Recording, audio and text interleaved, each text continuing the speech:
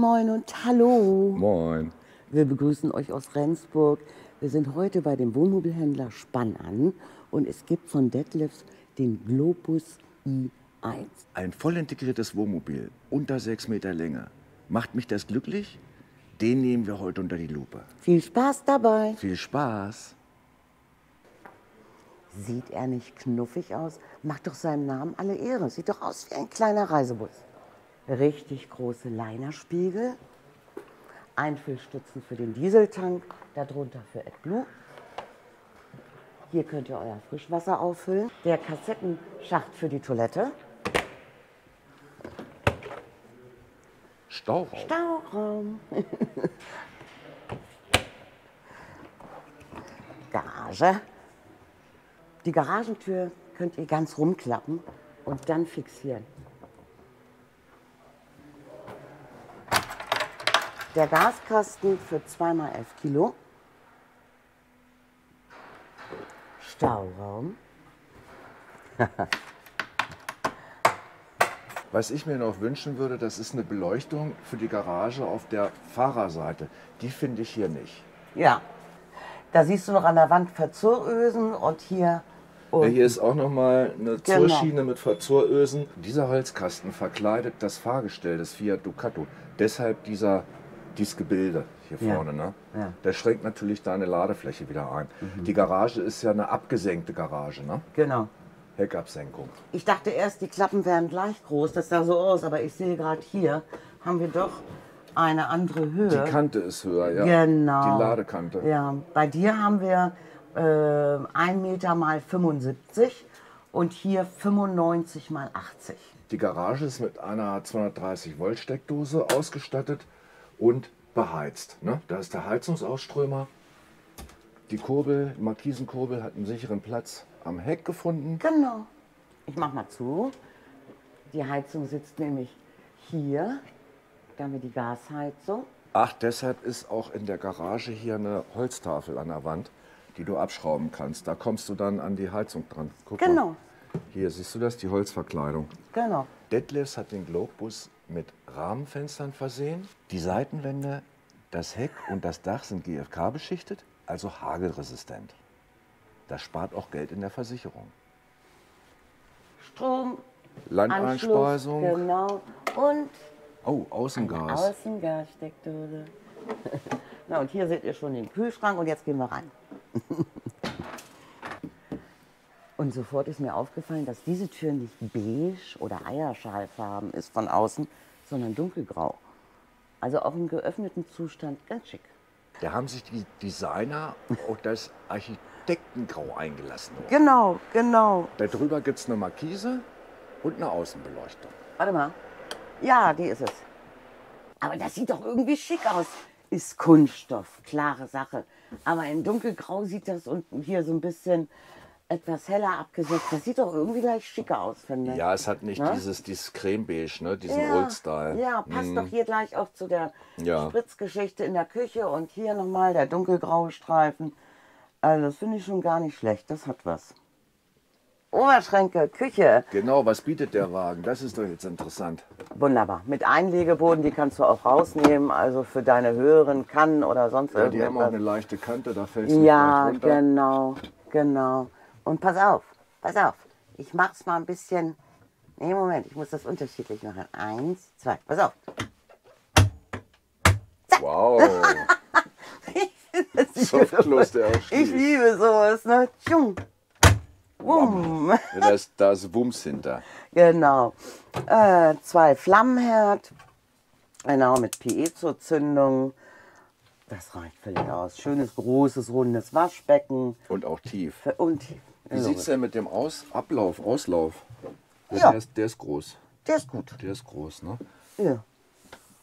Kühlschrank. Da muss ich nachschauen. Ich weiß jetzt nicht, das ist ein Absorber-Kühlschrank. Wir sind hier immer noch auf Gas ausgerichtet. Also auch, wie gesagt, ne, mit Heizung. Kühlschrank 83 Liter. Mit kleinem Eisfach hier oben. Und von der Firma Dometic. Ja. Ah. Hier oben Schublade für Besteck. mit Einlage. Ach, guck, hier hast du die Absperrventile für die Gasanlage, Kochen, Kühlschrank, Warmwasser und Heizen. Ne? Truma-Kombi. Und Mülleimer und Ablagefächer. Ja. Und der Mülleimer, was ist da hinten? Hinten ist ein Blick auf die Installation. Ne? Das ist die Außengassteckdose, die du da siehst, dieses weiße Kunststoff. Stimmt, ja. Mit dem silbernen Winkel und mit dem dunklen Rohr. Daneben sitzt die Warm- und Kaltwasserleitung und 3 Gasleitungen sehe ich da noch. Kühlschrank, Herd, Außensteckdose, ne, die Zuleitung. Und hier kannst du mal sehen von unten, wie die Schubladen verarbeitet sind. Ne? Mit diesen, hier, Metallführungen. Hier kannst du es sehen. Der Korpus der Schublade ist Metall und die Führung der Schublade ist auch aus Metall. Hier wird der Boden reingehängt, der Schublade, und das ist die Gleitschiene, Ja. ne, auf der die Schublade gleitet. Ja. Softclose? Softclose. Ja, mit Pushlock. Und verstellbar. Ja, die kannst du einstellen, die Schubladen. Genau. Ja, auf beiden Ne? Seiten. Da hast du eine Rändelschraube und dann kannst du darüber das Spaltmaß auch genau, also die Schublade genau ausrichten. Genau. So, jetzt mal wieder rein. Hier. Na, warte mal. Sie ist schlecht. Ja. So, jetzt haben wir es. So, jetzt wollte ich noch mal hier runter zum Mülleimer. Ja. Der ist ja gar nicht so tief. Da könnte man auch noch was dahinter abstellen. Der geht ja nicht komplett rein. Nee, ne? nee, da ist schon noch Stauraum. Putzmittel, Waschmittel, was man so braucht. Und jetzt kommt der Knaller, finde ich. Der Knaller? Der Knaller, du musst hierher kommen. Okay. Ein riesengroßer Kleiderschrank und das bei 5,99 Meter. Oh. Ja. Hier oben habe ich meine Jacke hingelegt. Der ist doch groß. Der ist riesig groß. Das ist ja schon fast ein Gästezimmer, du. Und da unten ist eine Besonderheit, das wolltest du mir erzählen? Ja, das zeige ich aber später. Ich muss euch ja neugierig machen hier. Okay, Chefin. Alles klar, ab in die Sitzgruppe. Das wird doch erstmal spannend hier. Der Tisch geht sehr leicht zu verschieben. Und jetzt will ich das mal ausprobieren, wie es sich hier sitzt auf der L-Sitzgruppe. Oh, der war noch nicht eingerastet. Ja gut, das ist lustig. Irgendwas geht da. Ich weiß auch nicht. Ach, das ist doch wieder die Das Lücke. ist, also ich würde mich da jetzt nicht draufsetzen. Ja, Laura, das ist wieder die Lücke, die du Genau. dann auch öffnen kannst, also Ja. Polster wegnehmen kannst, wegen der Beinfreiheit, weil ja hier 2 gurtgesicherte Plätze sind, Genau. musst du ja dann mit den Beinen irgendwo Alles, hinkommen. genau. Dafür genau. ist es gedacht. Also hier auf der Bank sitzt es sich schon besser. Klare Sache. Das ist wieder ein schönes Tischgestell, ne? Ja. Also der Schiebemechanismus oben, das ist ja ein festes Gestell, hier wird ja nichts abgesenkt. Nein, nein. Wir haben ja hier in dem Globus i1 serienmäßig das Hubbett. Dann Der hat- brauchst du ja das hier auch nicht zum Abnehmen. Nein, brauchst du auch gar nicht. Wie viele Schlafplätze hat der Wagen jetzt mit 4. dem Hubbett? 4. Also wir sind hier in einem Vierschläfer. Ja. Klare Sache. Und das unter 6 Metern. Und das unter 6 Meter. Stauraum sehe ich über dir, die Oberschränke. Ja. Das ist das gleiche Dekor wie über der Küche. Genau. Oh, Und- warte mal, da sind die Ja, da ist Gurte im Weg. der Gurt sichert das Hubbett, wenn das unter die Decke gefahren Alles. wird. Ja, genau. So, damit es nicht runterkommt beim Fahren, Genau. ist es ein bisschen im, ja jetzt nicht mehr. Der Schrank sieht ziemlich gespiegelt aus, entsprechend dem Schrank in der Küche. Ne? Genau. Das hat die gleiche Optik. Du hast da eine Steuerung für die Satellitenanlage, die sehe ich dort. Steht Telesat drauf, sagt mir jetzt nicht viel. Der Oberschrank entspricht wirklich dem in der Küche. Ne? Ja, Von der Genau das Einteilung und Gleiche. allem. genau. Das sieht genauso aus. Ja. Hier hat der Fernseherhalter, ne? TV hat hier seinen Platz gefunden, aufgedoppelt auf ein Stück Holz. Verkabelung liegt Ja. noch nicht drin. Und in der Sitzgruppe gibt es dann noch Spots. Ja, warte mal. Nee, das war das. Jetzt muss ich gucken. Nee, das sind zweimal, nee Quatsch, einmal 230. Und was ist das? Ich kann es, warte mal. Kannst du nicht sehen? Nee, Warte, ich helfe dir mal. ich bin zu groß. 230 Volt und USB. eine Doppel-USB. Und der Genau. Lichtschalter ist, ja, für die Ambientebeleuchtung am Fenster ist der. Dann ist das hier Touch. Ja, das Tatsache. ist Touch. Genau, Touch. Alles klar. So, dann mache ich die mal zu. Und dann möchte ich eigentlich mir mal das Hubbett anschauen. Also diese Ich finde das gut. das Schließen der Klappen ist Ja. echt der Knaller. Ja, musst du dich nicht drum kümmern, Du denkst ne? nicht mehr dran und bumm. Ja. Ja, bevor wir das mit dem Bett machen, Nora, machen wir natürlich gerne das Hubbett testen. Jetzt fällt ja mein Blick hier über die Eingangstür. Das ist so auch ganz, ganz klassisch. Das findest du bei Detlefs immer. Ne? Diese runden Anzeigeelemente mit der Uhr. Dieses Panel, das ist so ganz beliebt. Und da siehst du jetzt Stromanzeige, ne?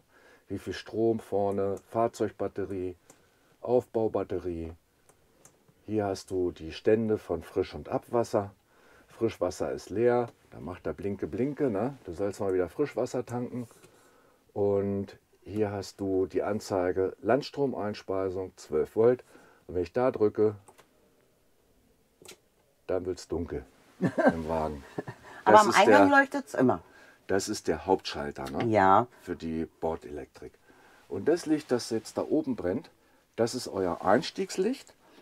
Und direkt an der Tür im Eingangsbereich findet ihr dann den Lichtschalter, der dafür sorgt, dass ihr nicht im Dunkeln ins Fahrzeug reinstolpern müsst. Genau. Ne?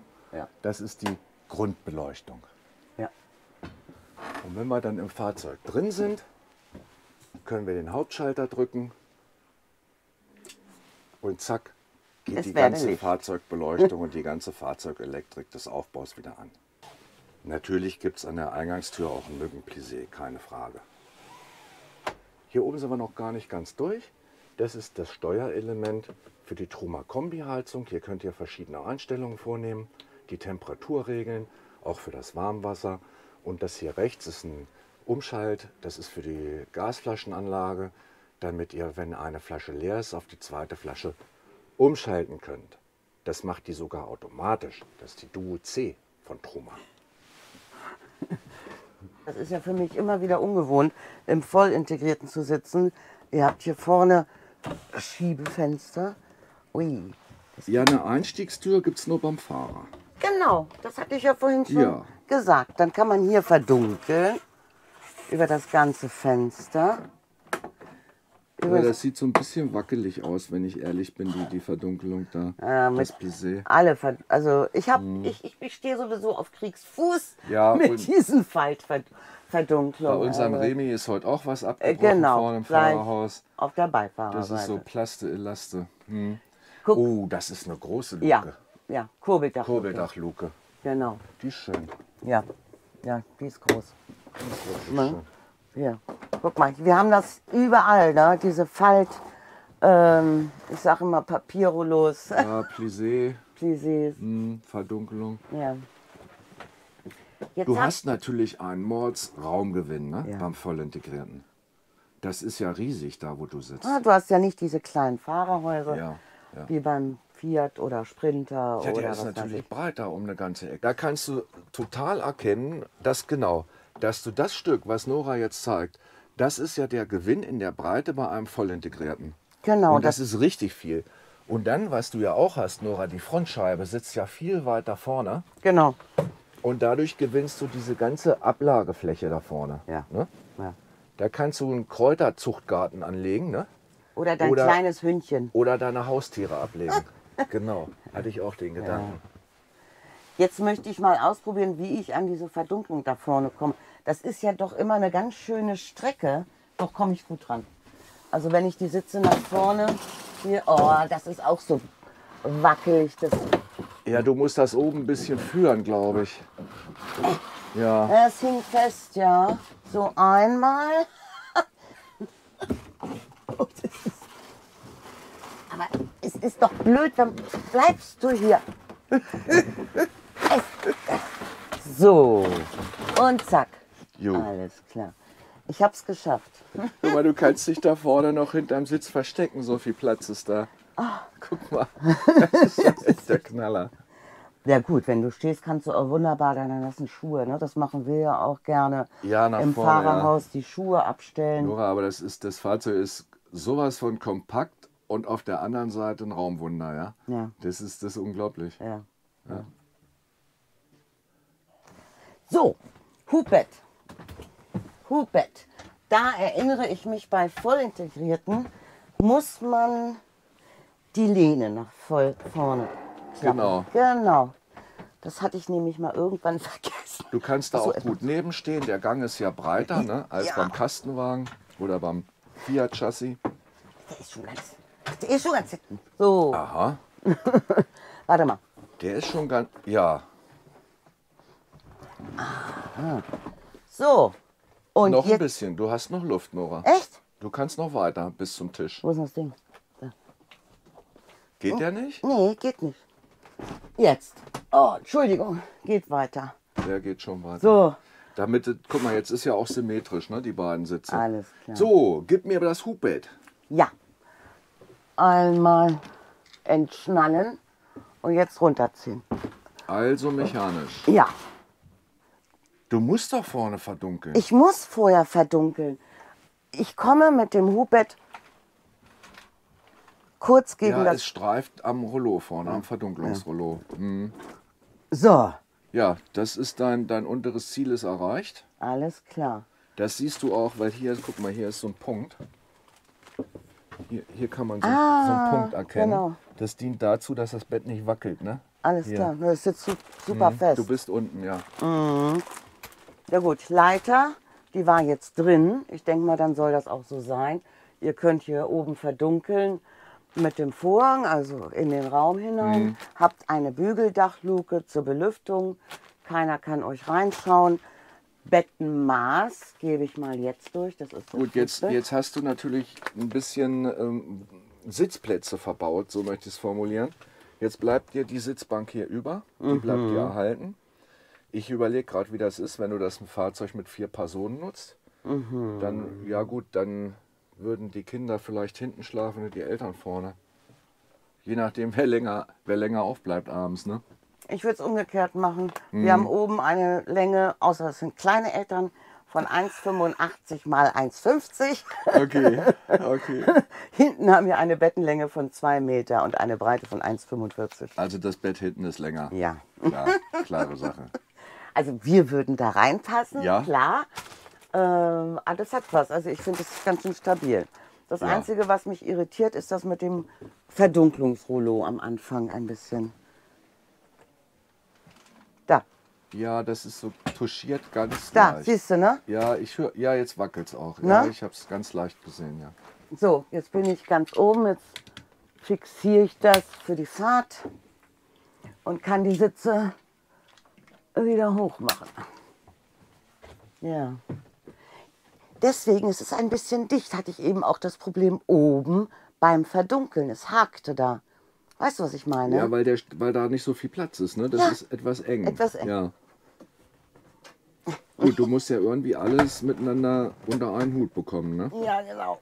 Oh, so, das geht schwer. Aber geht. Wunderbar. So. Je Mein nachdem. Blick fällt jetzt hier noch auf die rechte Seite, da ist ja keine Tür, haben wir ja erzählt. Da gibt es noch Aufbaulautsprecher und nochmal Stauraum.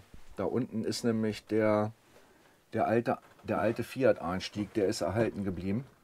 Ach ja, Da- ich sehe es, da ich unten. sehe es, genau. Und darüber, gut, als Ablage ein bisschen schwer nutzbar. Da fehlt irgendwie nochmal so eine Abgrenzung, ne? Für in diesem Bereich hier. Hier hätte man noch eine Rüttelkante irgendwas einsetzen können. Dann hättest du das hier noch besser als Stauraum nutzen können. Ist ja viel Platz. Siehst du das hier? Ja, ich sehe es. Dafür ist aber ein Heizungsausströmer hier, der nach vorne geht. Das finde ich gar nicht schlecht. Ja, das in brauchst den du Raum. auch. Ja, du musst ja vorne warme Luft hinbekommen. Guck mal. Und auch Detlefs liefert seine Fahrzeuge mit Handtaschen aus. Super Idee. Perfekt. Ich muss mich mal kurz hinsetzen. Also, diese Breite, Alter, das ist echt der Hammer. Ne? 5,99 Meter. Wir haben eine Außenbreite von 2,20 Meter. Wir sind also noch in der Van-Klasse. Und Wir sind trotzdem in der fühle ich mich Van-Klasse, ja. hier sehr schön, sehr gut und sehr wohl. So, ich hole mal mein Maßband. Das muss ich jetzt mal kurz suchen, aber ich hatte es eingesteckt. Von hier ruhig bis zu der Wand hier. Genau. Also nicht Wand, sondern es ist ja Wir suchen ja eine nutzbare Innenbreite, weißt du? genau. Was haben wir denn hier? 1,96 habe ich. Ja, das kann ja hinkommen. Das kommt ja hin. Also von hier Holm zu Holm oder wie würde ich das nennen? Ja, genau. Ne? 1,96, ja, das merkt man. Das merkst du auf jeden Fall. Jetzt wissen wir, wie der Wagen vorne aussieht und wie der aufgebaut ist. Ja. Jetzt ist ja die spannende Frage, wie hier geduscht und geschlafen wird im Heckbereich. Das Badezimmer ist spannend. Dazu ziehe ich mir erstmal die Schuhe aus. Da ist kein Teppich drin. So. Spannende Details? Ja. Dann Witzig. bin ich ja Ganz gespannt. witzig hier. Ein Schwenkbad.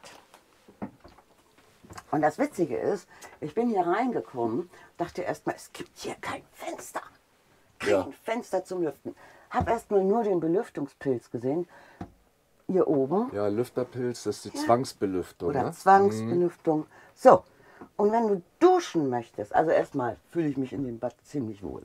Ja, lass hat- mich doch mal einen Blick reinwerfen. Ja. Wir haben hier eine kunststoffverkleidete Wand. Da gibt es einen schmalen Schrank. Hier sehe ich schon eine Duschabtrennung. Das Ganze unterteilt sich dann unten in den Toilettenbereich und die Duschwanne mit 2 Abläufen. Und jetzt erklär mir doch mal bitte, wie das Ganze funktioniert. Ja. Hier ist ein Druckknopf, also das Bad, das Schwenkbad. Und ich kann sogar im Bad stehen bleiben, wenn ich schwenke. Ich muss nicht rausgehen. Ja. Und zack, guck mal, was zum Vorschein kommt. Ein Fenster. Ein Riesenfenster. Ist das nicht der Hammer? Ein Riesenfenster. Milchglas. Also ihr könnt euch, guck mal. Und das ist die Duschgeschichte hier. Ist wirklich viel Platz. Das ist groß. Ja, ja. Das ist richtig ja. groß. Sehr groß. Und wenn du- du magst, kannst du dann diesen ganzen Bereich hier vorne das ist so eine Schiebetür. Schiebetür und dann ist hier noch mal ein Klappmechanismus, guck hier in der Ecke, damit diese Lücke auch noch geschlossen wird. Ja, Ne? Ja. Es ist komplett dicht. das wollte ich nämlich beschreiben. Und hier noch mit Duschvorhang, damit das nicht auch noch irgendwie nass Ja, wird. Spritzwasserschutz, ne? Genau. Aber wichtig ist ja, dass du hier an der Tür, Ja. dass du im Türbereich die Dusche auch dicht bekommst, ne? Tiefe Wanne, kann nichts überlaufen, 2 Ja. Abläufe. Und warte mal, kann ich hier sogar hinsetzen? Das kann ja nur der Radkasten sein, ne? Du sitzt jetzt auf dem Radkasten. Ja, genau. Das ist hier ein Original Fiat-Chassis, das ist kein Alco. Ja. Ne? Das ist ein Tiefrahmen-Chassis von Fiat. Ja. Und hatte ich das jetzt übersehen? Gibt es eine Armatur oder gibt es am Waschbecken eine zweite Armatur? Jetzt muss ich gucken, weiß ich nicht. Ja, da müsste das mal zurückklappen, ne? Ja, genau. Da muss ich vorher mir den Dings holen, zurückschnappen.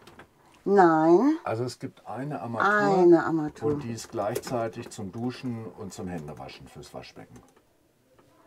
Ach so, jetzt, ich muss. Oh. Jetzt weißt du, wo ich hin wollte, ne? Ja, ist ja wieder zum Reinpropfen hier. So, ich gehe mal zur Seite, ne? Ja. Ist ja zum Reinpropfen, alles klar. Ja. Übrigens gibt es diese Schläuche auch in einer Ausführung, die nicht so laute Geräusche macht. Also da gibt es Kunststoffschläuche und die Sind nicht so laut. sind nicht so laut. Dann stört auch keiner den Nachbarn. Licht, Abstellfläche. Ja, da ist aber keine Steckdose, oder? Macht nichts. Ja. Ich zeig dir gleich warum. Und der Schalter ist der Lichtschalter, richtig? Alles klar. Toilettenspülung, also ich habe hier Platz. Der Wagen ist 5,99 Der Meter ist fünf- lang, ne? Ja, der ist 5,99 Meter lang. Und dann hast du so viel Platz in der Dusche. Ja. Passt doch. Ja. Passt doch. Ja. Ja. Tschüss. Nein, ich sehe, was ist das? Bin ich jetzt schief? Es ist schief angeschraubt. Hup, ich bin gegen das Licht gekommen. Es sieht so schief aus. Das ist links höher. Das ist links höher als rechts. Macht nichts. Das ist gut. Oh, ich dachte, ihr seht die richtig. Ja gut, das Waschbecken finde ich groß. Das Ja. ist wirklich, oh, ja, das Waschbecken ist echt groß. Ja. Hier könnt ihr Zahnbürsten, Zahnbürsten, Zahnputzbecher meintest du, ne? Zahnputzbecher Also so abstellen. Ja, genau. so eine große Zahnbürste, die haben vielleicht Nilpferde, aber ich nicht. Alles klar, ärger mich mal hier. Okay, Bett. Ja, bitte. Stopp. Jetzt kommt der Hammer. Könnt ihr euch noch an den Kleiderschrank hier eben erinnern? Hier ist noch einer. Oh, Da. oh. Machen wir mal selber Licht. Ne? Licht wäre noch schön im Kleiderschrank. Hängestange und da unten das Frostwächterventil, kommst du super dran. Aber das Wichtigste ist einfach der Platz. Ja. Der Platz. Nochmal zur Erinnerung. Guck mal hier. Ja. Das ist der Schrank daneben. Der ist gut. Knaller. Viel sagt Schrank zum Hängen. Knaller. So, wie komme ich ins Bett? Eine Leiter hatten wir eben fürs Hubbett. So, und hier gibt es jetzt eine Art Stufe, in der ihr auch noch ein paar Schüchen verstauen könnt. Ja, ohne deine Schuhstauräume geht da ja gar nichts. Ne? Eben. Die müssen ja sein. Eben. Licht fürs Schlafzimmer und hier ist eine Steckdose. Die finde ich praktisch, weil die würde ich dann zum Föhnen oder Rasieren im Bad benutzen. Ja, das geht Ne? natürlich, Der logisch. Weg ist ja nicht lang. 230 Volt Steckdosen, die habe ich ja nun reichlich gesehen. Ja. In der Küche, Ja. in der Nähe des Badezimmers und in der Sitzgruppe. USB, geschweige denn USB-C. USB-C habe ich gar nicht gefunden. Und am Tisch hier ist eine Doppel-USB. Eine. Ja, Jetzt bin ich gespannt, ob ich denn im Schlafzimmer noch irgendwas in der Richtung finde. Eine USB ist ein bisschen wenig heutzutage. ja, es raschelt jetzt ein bisschen. Hier oben.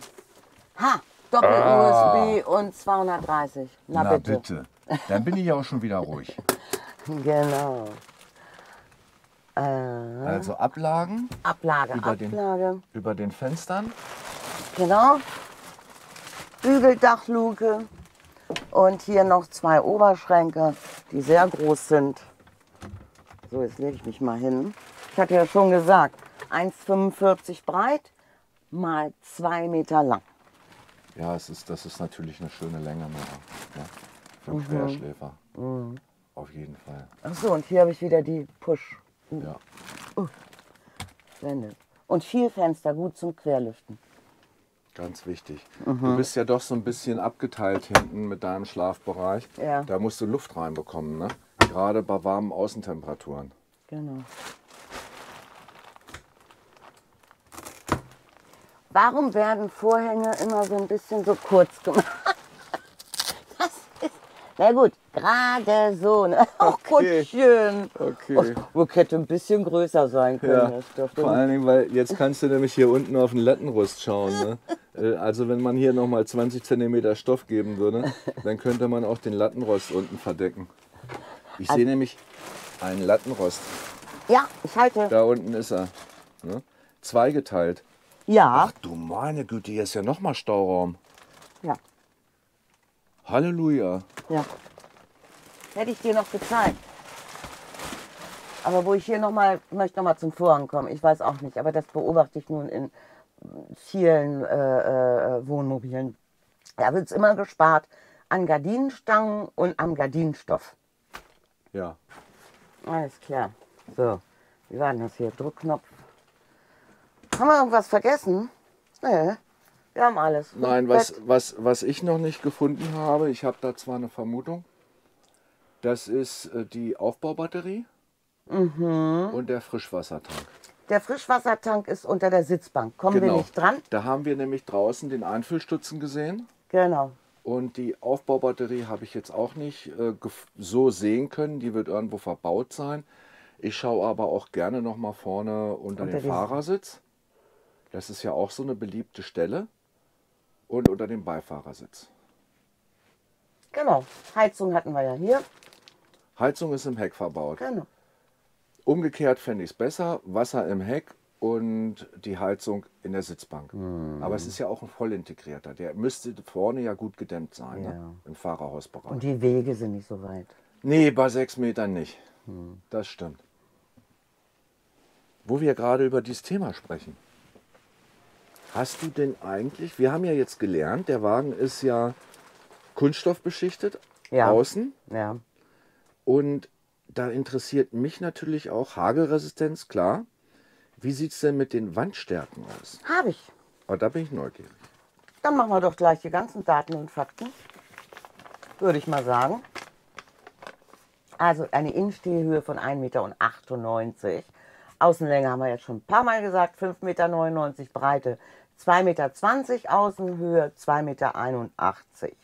Betten hatten wir nochmal hier 2,145 Meter, Hubbett 1,85 mal 1,50. Abwasser 90 Liter, Frischwasser 114 Liter, Masse im fahrbereiten Zustand, da haben wir so einen Mittelwert genommen. Ne, das geht ja immer von bis, da liegen wir hier bei 2710 Kilo.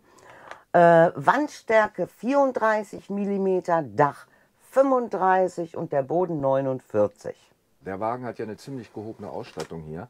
GT-Paket unter anderem. Ja. Und dazu gehört auch der beheizte Abwassertank. Genau. Beheizt und isoliert. Ja. Ne? Das finde ich immer wichtig, dass du auch die Winterfahrfähigkeit hast, ne? Oder Reisefähigkeit. Ja, mich interessiert noch, was sich unter Fahrer- und Beifahrersitz befindet. Da möchte ich mal reinschauen. Die Steuereinheit der Aufbauelektronik befindet sich unter dem Fahrersitz.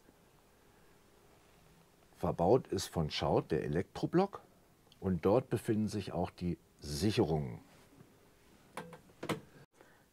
Ja, Bertel hat die Batterie gefunden, ne? Da bleibt ja nur noch eine Frage offen. Nora, wie immer zum Schluss, was kostet denn der Spaß? Der Spaß kostet, wie schon erwähnt, auf Fiat Ducato als 3,5 Tonner mit 140 PS. Der Grundpreis liegt bei 80.799 Euro. Und das Fahrzeug hier auch mit 140 PS als 3,5 Tonner liegt bei 98.914. Ich mache die Preise nicht. Nora traut sich ja schon gar nicht mehr die Preise zu nennen. Deshalb hat sie sich schon versteckt. Ich verstehe. Aber Nora macht die Preise nicht, ne? Genau. Da kann sie nichts für. Ja. Ihr Lieben, habt eine wunderbare Zeit Lasst es euch gut gehen. und wir sehen uns. Bis die Tage. Tschüss. Tschüssikowski. Tschüss. Ja Mensch, Nora, wenn wir die Preise machen würden, dann würden noch ganz andere Zahlen dastehen. Auf Ne? jeden Fall. Dann würde ich sagen, Grundpreis liegt hier bei 54.599 Euro. Genau. Und das angebotene Fahrzeug kostet 64.699 Euro. Das wäre so ein richtig marktgängiger Preis. Mit der neuen Dieselheizung. Ja klar, mit der neuen Dieselheizung. Das wär's, ne? Ja. Wir sind ja hier in einem reinen Gasfahrzeug, habt ihr ja bestimmt gemerkt. Ne? Wobei es auch Teilintegrierte gibt neuerdings bei Detlefs, Ja. die es jetzt schon serienmäßig anbieten, die Dieselheizung. Ach, Ja, Da schau her. geht los. da schau her. Geht los. Es gibt ja auch Anbieter inzwischen, da kannst du wählen, ob du eine Gasanlage haben möchtest, also eine Gasheizung oder eine Dieselheizung. Und dementsprechend passen die dann auch den Gasstauraum an. Ja. Das finde ich nämlich auch gut. Ne? Das wäre perfekt. Ja, dann brauchst du ja einen kleineren, dann brauchst du ja nicht mehr den großen Gaskasten, da reicht ja auch ein kleiner. Und Genau. dann gewinnst du wieder Stauraum.